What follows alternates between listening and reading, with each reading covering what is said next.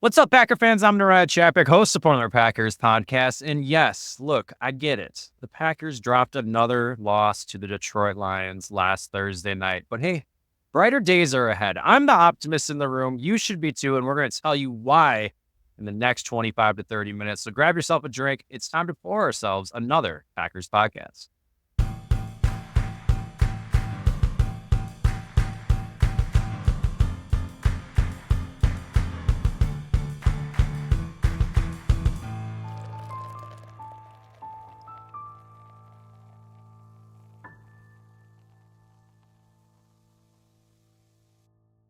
Nailed it. That was pretty good. Yeah. Nailed it. You threw the optimism in there. Sinus infection and all. Sinus infection and all, and we're going to run through this dog and pony show in a snap of a finger. A Thanos snap of a finger. There you go. Perfect. So, I'm Iron Man. Detroit, yeah. You're Iron Man? Nah. You're Captain America. Cap's the best, right? Cap's number one. Yeah.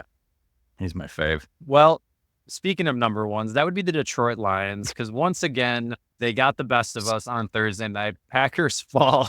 Always a segue. Packers fall 34-31. I believe, his last second field goal, won it for Detroit. Not a lot of fun coming from that matchup. But I got to say this. In the grand scheme of things, I came away after that loss feeling okay. And I don't know whether it was that I completely gave up on the game at about 8:00 p.m. when I text you and Watson had fumbled. I'm like, okay, that's game over. And maybe I came to terms with it. Or maybe, just maybe, the Packers did show some flashes throughout that game where I'm like, it didn't go our way. Come back. We're going to play them again. I'm hopeful that we're going to play these guys again in the playoffs. And that was my takeaway with it. But I have a multiple choice question for you to start out this episode. In your opinion, what to the Packers' ultimate demise on Thursday night? Is it A, they got off to a slow start, a punt, fumble to start their first three offensive possessions? Was it B, the failure to stop them on fourth down at the end of the first half and the second half? Is it C, the referees?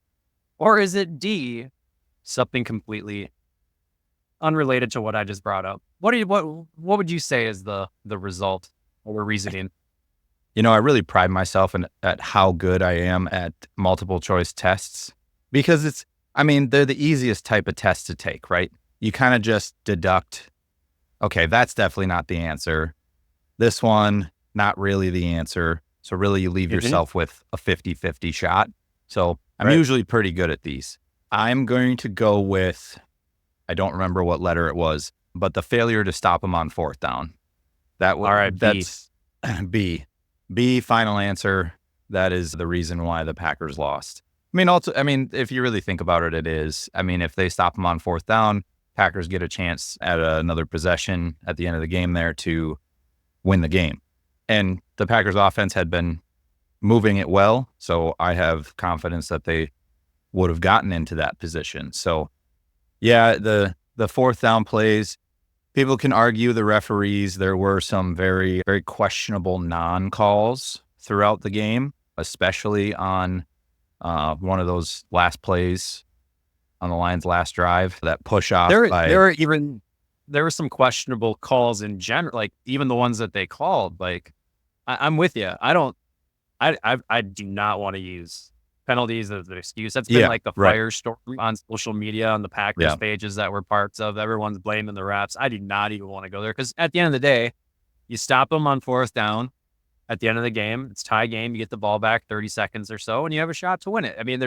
They had their chances. Or you go to overtime, right? That was the hope in our hearts was, okay, stop them on fourth down, give the ball back. If we don't get into field goal range, just waste the rest of the clock. Let's go to overtime. Let's take our chances there. But they never got that opportunity because they didn't stop them on fourth down. So to me, that's what it is. And it was that fourth down at the end of the second half too, where there was 21 seconds left. It's 4th and goal. Detroit goes for it and scores a touchdown. They go up 17-3 at halftime. Have they make that stop? Packers get the ball to start the second half. Oh, okay. You know, You said second half. You meant first both of half. them, first and second, they failed to stop them both at the end of both halves on fourth down. That ended up being a pretty big detriment to their game. And they did stop them in one fourth down scenario, and they got a turnover. They showed some, like I said, the flashes, I think, is what got me a little bit juiced. They took a lead there just, halfway through the third quarter into the fourth, and then it became a back and forth game, and it just became, the team that is able to play defense and stop the other is probably going to win this one. And in this case, Detroit had the ball last. I mean, defense couldn't get them off the field. So Yeah. it was a game. Were there a for few sure. situations where you wished the Packers would have gone for it on fourth down? Matt LaFleur followed suit and go for it? Because there was a couple of times, a couple of drives where I was thinking of you. I was like, oh, Nariah's probably yelling at the TV, telling him to go for it. Yeah, that happened. I was in a bar. I never watched games in a bar. Our normal group that I watched the games with was out of town, so we ventured out into the public realm to watch it with a bunch of drunkards at a tavern, if you will. So I was really in my own space. I was like, it was just me with my arms crossed, just shaking my head. My wife. Oh was yeah, with I me. saw that. I saw the TikTok. I saw your wife's Well, TikTok. just TikTok. I Good. think it's Good. TikTok or a Facebook video or something, but I saw it. Yeah. Yeah. Just So Nariah it was her. sitting over there away from everybody else, staring at the TV like this. Well, yeah. And I was messaging my brother as well, texting him quite a bit. And, you went silent on me. He went silent on me. I just get in my own way. I become a very unpleasant person to talk to. You got real upset about that, but I don't feel like I went silent on you. I responded and I responded and you hadn't said anything for a while. Yeah, I don't know. It was a little bit of a blur, but especially when Watson fumbled that ball, I'm like, man, our offense was finally starting to get a play, get some movement, fumble. I've just seen that script written so much. And yes, it's early. They have a whole half of football left, but you watch enough of these games, you almost fall into these tendencies that it's just like, all right, it's not going to be our night. Man, and I'll eat my words. They came back and they fought and they had a chance to win the game, but it was just like, man, why are we getting in our own way? You got to look at who. I agree with you. It was that fumble was a blow, and it was potentially part of the end for that game, even though it was in the first half. But it's because of the team that Packers were playing against. They're playing against the number one offense in football. So you lose an opportunity to score, give them a scoring drive off of a turnover that just snowballs with this Lions offense. I mean, if you're playing a different team that their offense isn't as good and you have more confidence in the Packers being able to stop them, a fumble like that isn't as big of a deal. But against the Lions, that's a huge deal. Obviously, it probably didn't decide the game, but it was, at the time, it was like, oh no, here we go. Here's the beginning of the end. I don't disagree with you there. But I try to stay optimistic, right? I try to liven your spirits. Like, hey, there's a lot of football left. Let's relax a little bit. No, I think it's got to be some sort of a psychological thing that I do to just try and ease myself for what I'm about to witness for the remainder of the game. And then if it does work out and they win, I'm like, all right, hey, how about that? I'm even more happy. I don't know. I'm crazy. I'm just a little bit crazy. So Packers dropped to 1-3 in the division. Vikings win as well. So Detroit and Vikings get another win in week 14. We don't even care about the Bears at this point, but looking at this playoff bracket, 4 more weeks of football left, it seems rather certain that Green Bay is going to end up with that 3rd seed in the division. Even if the Packers manage to win out the rest of their games, the Vikings need to drop 2, 3 maybe. They have a 2-point lead or 2-game lead right now, and they would split the Packers. So I'm not really sure how that tiebreaker would work. But so here we are, probably going to be the 6th seed in the NFL playoffs. I mean, let's not get ahead of ourselves, maybe, but we're good enough to make the playoffs. Should be a 6th seed. It's not what we wanted, but I think looking at the playoff picture, looking at how the team did rally and how they played leading into this game, a couple of solid performances here in the next couple of weeks. It seems like the ball goes the right direction or bounces the right way, whatever the term is. This still seems like a team that can compete with the best of them. What worries me the most is Philadelphia and Detroit both find themselves in these 4th and short situations, and that's the Packers have a really tough time stopping that. We're going to have to learn real quick whether or not this Packers defense truly is what it needs to be. And a lot of it has to do with what's going on with the injuries. They're suffering a lot of injuries on that side of the ball.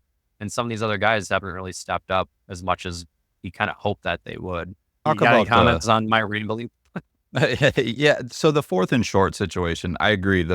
Both the Lions and the Eagles consistently go for it on 4th down, especially if it's 4th and short. But I don't know that it's necessarily the Packers' lack of being able to stop that play, or if it's just that situation, the odds of converting a 4th and short is so high that it's hard for any team to stop that.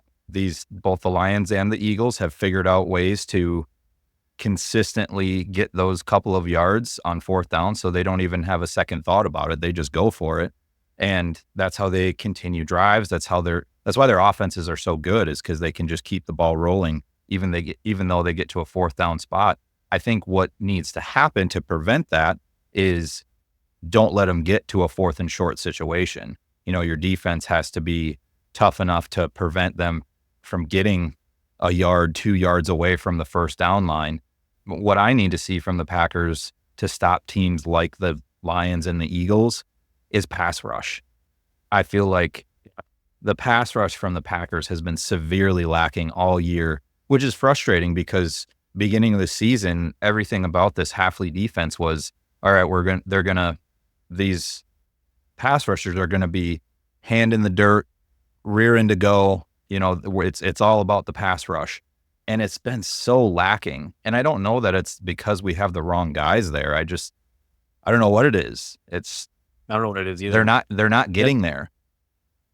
Very early on in the season, they were showing those 7-8 guy fronts, and then half of them would drop back one play, and then maybe they'd send a 6-7 man blitz the next play, and it was very unpredictable. To your point, there hasn't been a pass rush component. I will say, though, that their run defense has looked much better this year than it has in past. But Detroit's dealing with 18 injured reserve players last game. They got injuries galore over their defense. But I look at, not having an Edger and Cooper in there, that speed component. McDuffie goes out with an injury. We can't play the injury game either. It's next man up. That's what has to happen if you're going to win in the NFL. But there's definitely, it would help to have our good players on the field maybe when we have these bigger matchups later on in the season. And I'm getting these vibes too, by the way, that if we're the 6th seed, all the games on the road, 6th seed going to the Super Bowl, that was the last time. We're mirroring images here with our last Super Bowl run, and the number 1 team could be Philadelphia. Let's go to Philadelphia and knock them out. And then we had to beat the Bears, who won the division. That we'd have to beat Detroit, that won the division. I'm seeing a lot of similarities here very early on. This team starts clicking. You might want to switch out hats here. You got your tinfoil hat over there? Only all the time. Anything else you want to talk about with Detroit before we move on to Seattle? There's not a whole lot else to say. I guess I didn't dig into if this stat was correct or not, but I saw or heard something that no team so far this year has put up over 30 points on the Lions, and the Packers put up 31. So that's a bright spot in the game.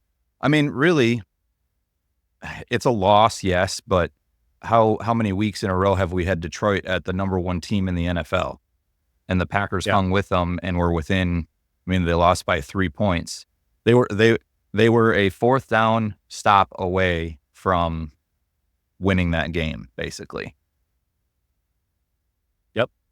If you don't want to blame the refs. Or they were Christian Watson pass interference away. There's a scoring touchdown on that play too. Yeah. There's a lot of, what ifs, and if it went that one way versus this way, it changes the game. So I'd much rather see that type of loss than a blowout loss. If it was a blowout loss, I would have a lot less hope for the playoffs than I do now. Yeah, agreed. And that's the thing. It's the regular season. On to the next one. We'll get another shot. just make the playoffs, just build the momentum, keep building. And I don't really think they took a step back. It was just a No. hard fought game that just didn't go their way. So before Seattle, we alluded to it. I alluded to it, that injury side of things. So Romeo Doubs and Evan Williams both in concussion protocols. However, Romeo was a full participant in Wednesday's practice. So hopeful that he will be ready and to go in Sunday night's matchup against the Seahawks. Bullard did not practice on Wednesday, and then McDuffie and Cooper were limited participants. The one name that did make a comeback was Alexander. He was not on the injury report. He was a full participant. I'm still a little 50-50 on whether they play him or not. Hopefully they like what they see and they feel confident that it's not going to be re-aggravated here in the next week or two. I'd honestly be fine just kind of keep him out another week or two and get a couple games under his belt to end the season, but that's near here nor there. And then last but not least is Luke Musgrave. Should be back in any week now, quite frankly. So he did individual drills on Wednesday.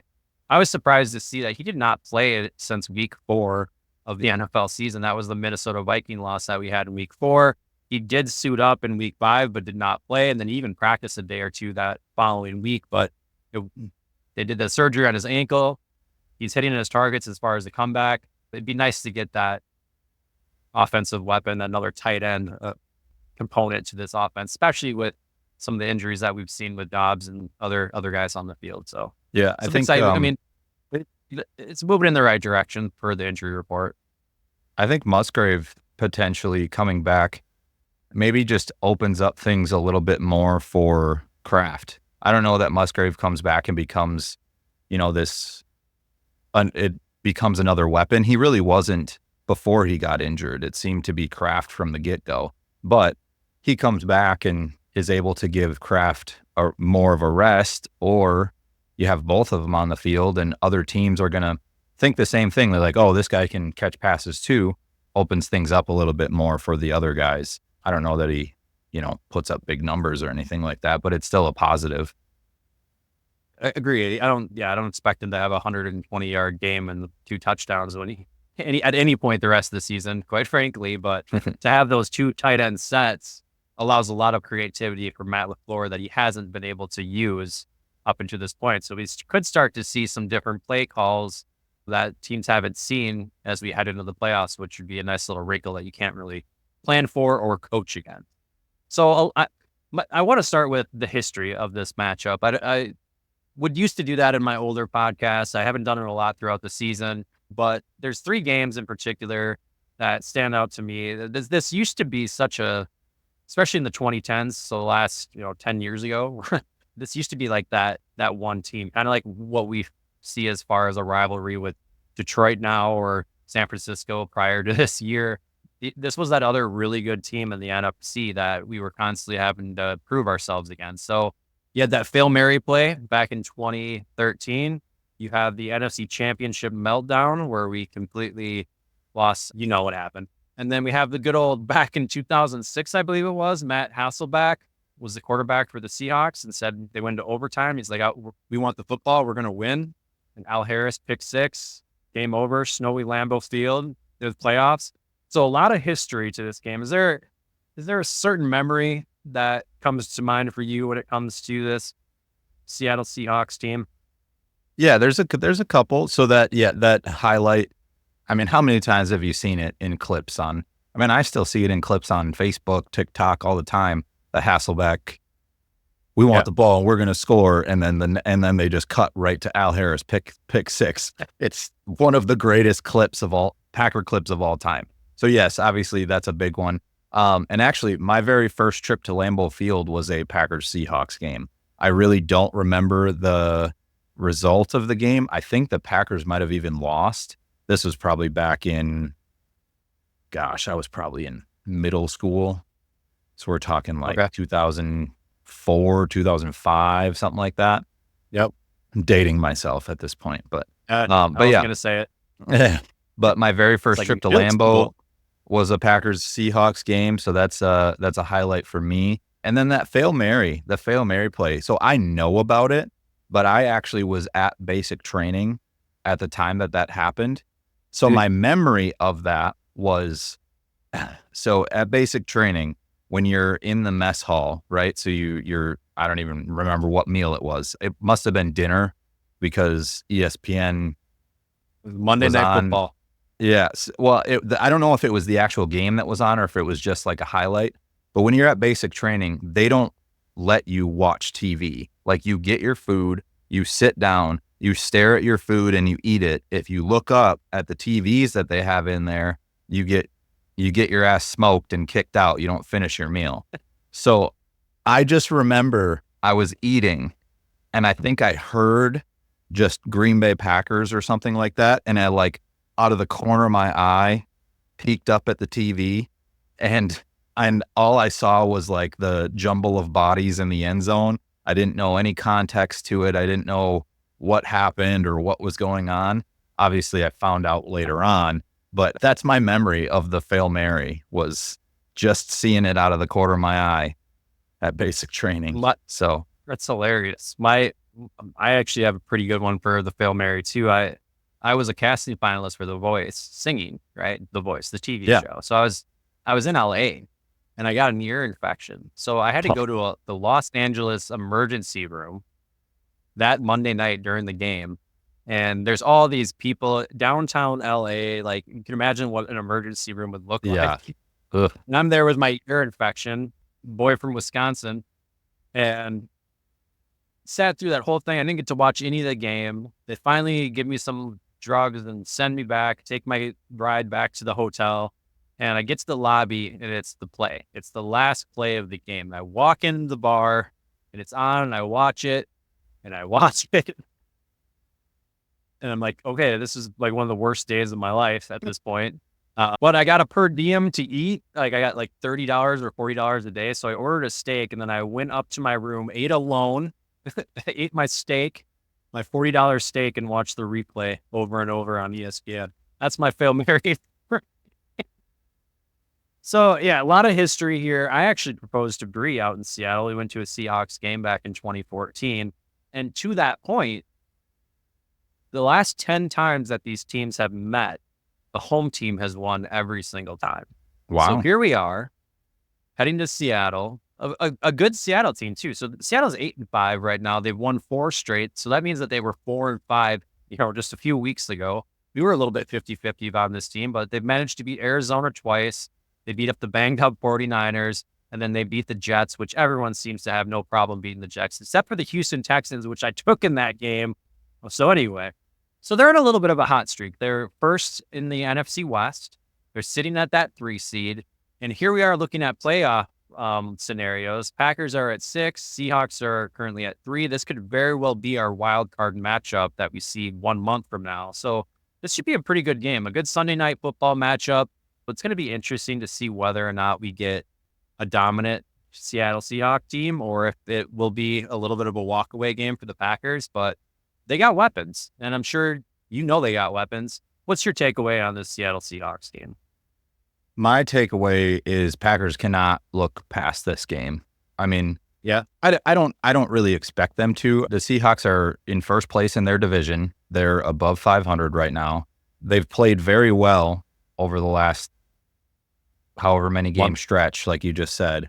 We can't look past them. They're definitely not the Detroit Lions, but they're no slouch either. Like you just mentioned, they have plenty of weapons. They're going to have to bottle up those weapons, and they're going to have to, put up points. It's not going to be a walkaway game, I don't think, especially going all the way to Seattle for it. That scares me a little bit. We're talking about playoff implications. We think the Packers are a playoff team.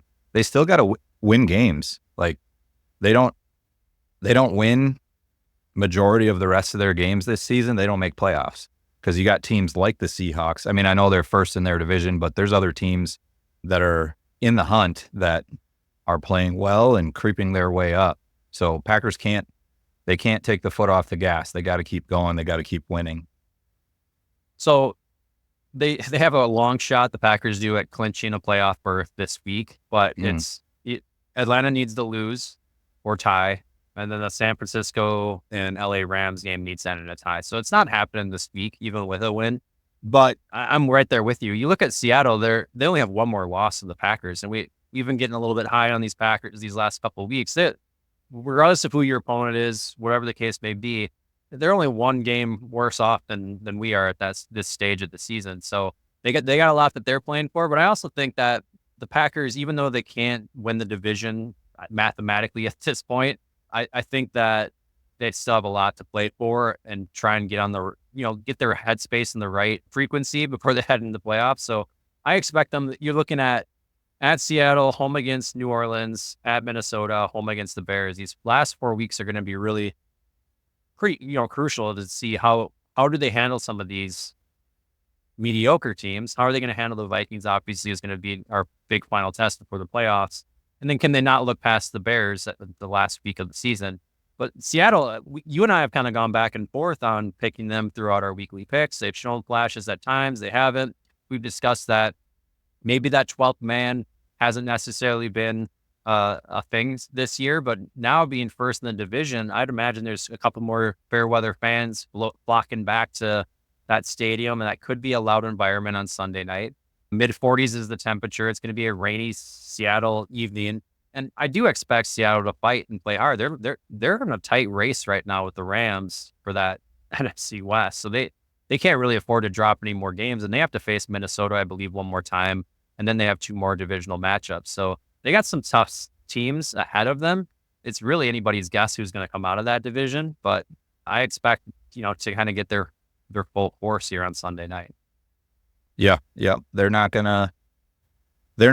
to back down at all. Like you said, they're in a big competition in their division. The Rams have looked good the last few weeks, so obviously they've got their eye in the rearview mirror. Keep an eye on the Rams, making sure that they stay ahead of them. So they can't drop this one.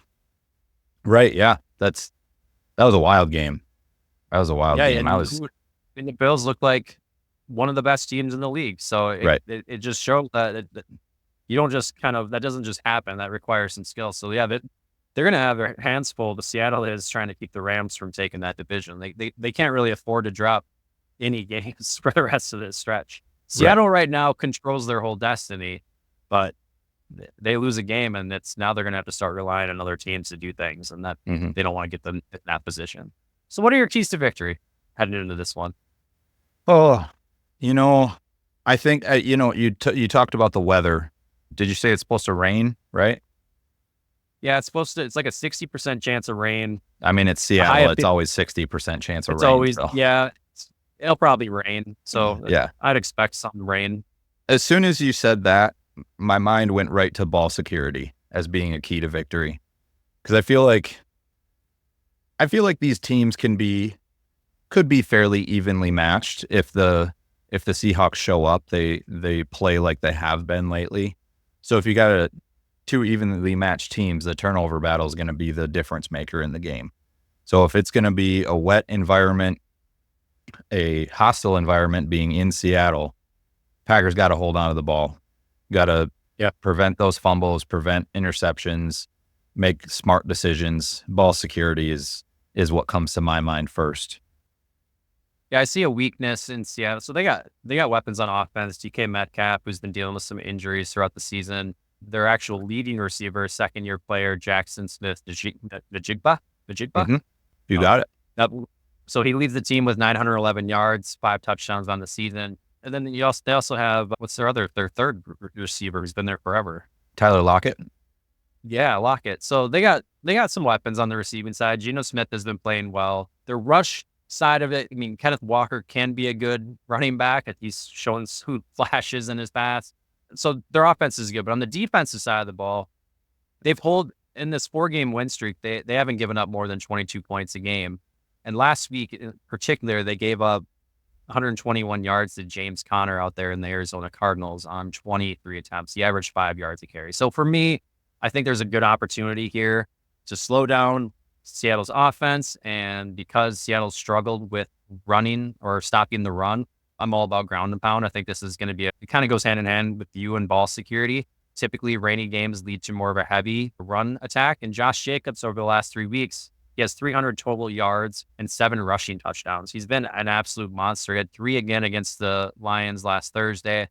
I expect Jacobs to have a big game, so he'd be my X factor. Josh Jacobs is my X factor in this game, and we got to control the run. That'll lead to time of possession, picking up those downs, and we can kind of mitigate anything that Seattle can do on the offensive side of the ball. But it's going to be like there's a little bit of, I don't know, superstition working against us here with these, last 10 games. The home team has always won, so the Packers have to have their work cut out for them if they're going to break that streak on Sunday. Yeah, got to break the stigma. Yeah, I agree. Run heavy game, especially in a bad weather situation. But that's kind of the game plan that we've seen from the Packers over the last few weeks, and it's been successful, right? Heavy with Josh Jacobs. Love has been playing better as well. A lot of analysts and a lot of people have given a lot of this credit to Josh Jacobs, and rightly so. He's played really well, but Jordan Love has picked up his game as well. His completion percentage has been better. He's making better decisions. He's still at least once or twice a game, he makes some pretty incredible throws. So It's good to see the offense as a whole playing better. I can see a heavy run game from Jacobs. I just saw a stat earlier today. Jacobs and James Conner are tied this season for most broken tackles or forced missed tackles or something like that. So if James Conner had success against this Seahawks defense, I would expect Josh Jacobs to have success as well. Just got to make sure that turns into a win. Didn't turn into a win for the Cardinals, so got to make sure that it turned into a win for the Pack. Right, yeah. Got to make sure that those missed tackles Josh Jacobs creates turns into touchdowns. So another tidbit about the Seahawks offense. So yes, they have plenty of weapons. You talked about Kenneth Walker. Kenneth Walker did not play last week. That does not matter. Whether he plays or not, they have a backup running back in Zach Charbonnet that is fully capable of doing it. He had, I think, 130 some rushing yards last week and 2 touchdowns. So I don't think it matters if Walker plays or Charbonnet is a starter. Either one of them's on the field. That's a point of emphasis for the Packers defense. They prefer to pass though versus run. Yeah, they have they do. They're the 6th lowest rushing team in the NFL. They only have 1,240 rushing yards this season. So they don't.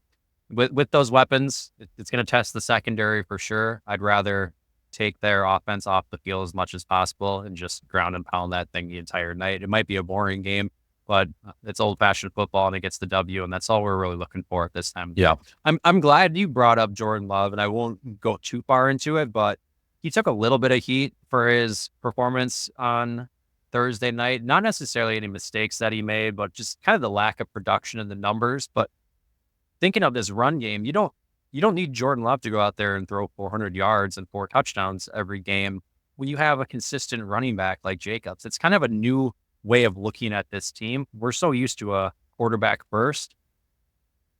Jordan Love, I'm perfectly fine with Jordan Love having 200 yards, 2 touchdowns, and 70% completion rate, and Jacobs rushing for 80 yards and having 3 touchdowns. Yeah. That's a formula for success in my mind. That's the way the stats. That's the way the LaFleur offense is designed.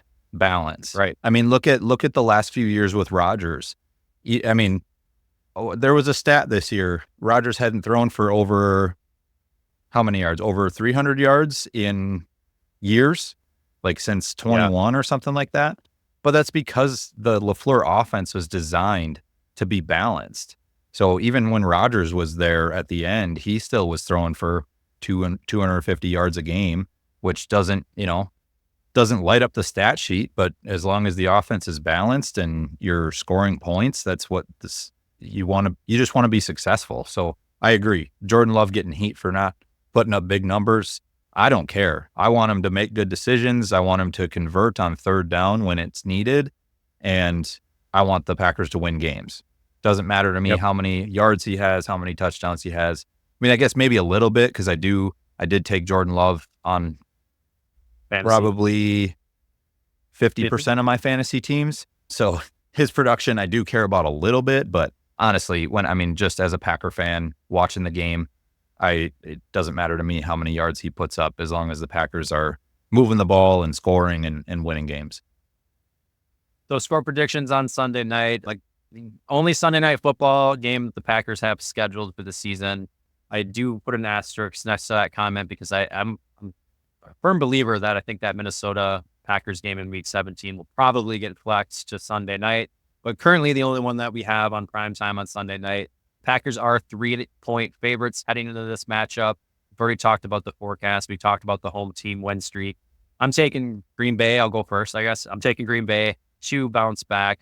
As I've mentioned in previous weeks, I'd never bet against Matt LaFleur in this offense and this team. When they lose, they always bounce back and they win their games. They come back with a little bit of an edge.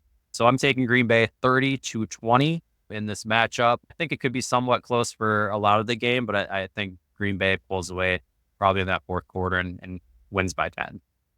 Okay. Yeah, I can see that. I'm going to go. I also am going to pick the Packers. I think I will go. I think I'm going to go Packers 28, Seahawks 24. Yeah, that's a good score. I had that one in my noggin as well. Yeah.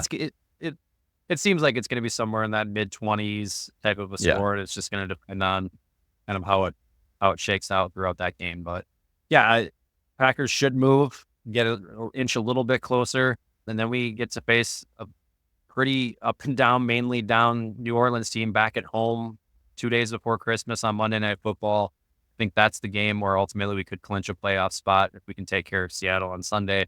But it should be a good game. We're probably not going to do an overtime because I'm really struggling to get words out through my nose. No worries. No worries, man. Let's talk anything else around the league or division that you want to touch on or talk about. You know, Did you the watch a lot only of thing football last week? I didn't. I really didn't didn't. either. I don't think I watched any football until Sunday night. We were just busy. Mm-hmm. My daughter had a fever throughout the whole weekend, and it started on Thursday night during when the Packer game was on. So I was dealing with that all weekend. And then Saturday we went and there's this Christmas Village thing, went and did that. Sunday we went and got a Christmas tree and then had to put the Christmas tree up. And so I just really didn't have a ton of time to watch football on Sunday. So yeah, I didn't watch very much at all. Looking forward to watching a little more this weekend. I was still sick or dealing with whatever I was dealing, and I pretty much slept all night Saturday and all day Sunday. It was great. Kind of looking back, we mentioned the Rams upsetting the Bills.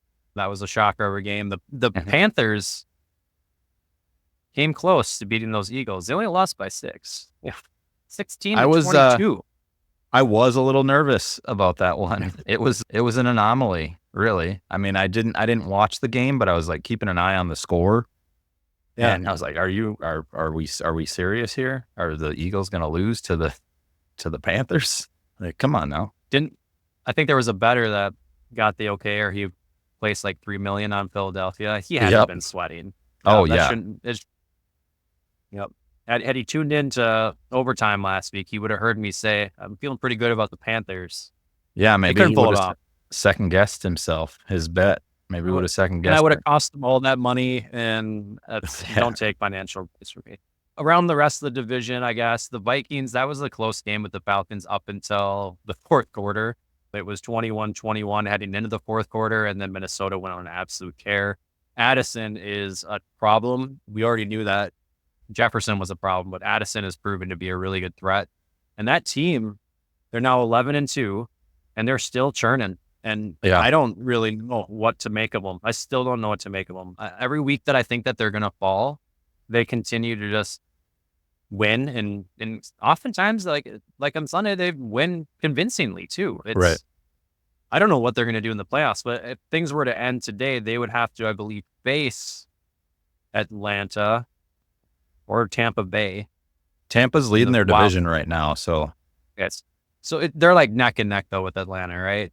And then New Orleans a little bit down. So one of those teams. So I imagine that they take care of business in a wild card situation, and then they have to go to Philly. No, we would have to go to Philly. Mm-hmm. They have to play Detroit, and they played Detroit. They play Detroit this week. The Vikings, right? Yeah. No. Bills play Detroit. Oh, that'll be a good one. Another good one. Oh, the Vikings played Detroit the final week of the season. Yeah, week 18. So tough division for sure. We've already discussed that to an extent. I don't want to go through score predictions. I don't think I have that type of No. energy in me. But I guess I'll look anything through else, them and I'll send them to you. yeah, do that. Who would you take? Who are you taking in that Detroit Buffalo game? You already Buffalo's know. now coming off a loss. You already Taking know. Buffalo? Yeah. You're taking Buffalo. Yeah. So much for small talk. Well, I guess I might as well just wrap it up. Yeah, I guess the only thing that I looked at before we started recording was just some of the division leaders that are a little bit surprising. You know, Seahawks leading their division right now. The Bucks are leading their division. I mean, in the AFC, Steelers leading their division and looking strong going into the playoffs. They play Philadelphia on Sunday. Yeah, it's another big matchup. This is good. It's going to be a good week of football. I think so. Yeah, It just might be. And the nice thing is, it all ends on Monday night with us, right? right. You just enjoy your day, have it on in the background, watch some games if you feel like it, and then You don't sit count down Monday for the night? party. I hate Monday Night Football. I think there's 2 Monday night games this week. Trying to pull some sort of rabbit out of your hat. It is Bears and Vikings at 7, and then Falcons at Raiders. Whoop-de-doo, Basil. So we got that Vikings-Bears game to watch. I'll watch that game. Yeah, I think it was last season. It was like a December Monday night game. I think it ended like 9-9. It was just one of the worst football games on prime time. It was both of these teams. Justin Fields was fighting for a job. The Vikings were so bad as well. Yeah, it was bad. It'll be a blowout. I'm taking the Vikings in that one. I don't know about a blowout. So check out our Facebook page. We'll have all of our score predictions for week 15 of the NFL. I got nothing else much to say. So if you like the content, definitely subscribe. Hit that comment bar. Hit the bell for notifications. Comment down below is what I meant to say. My nose is struggling me. So we're going to wrap her up. Go Pack Go. Until next time, Christian and I will see you on the internet. Thanks for watching.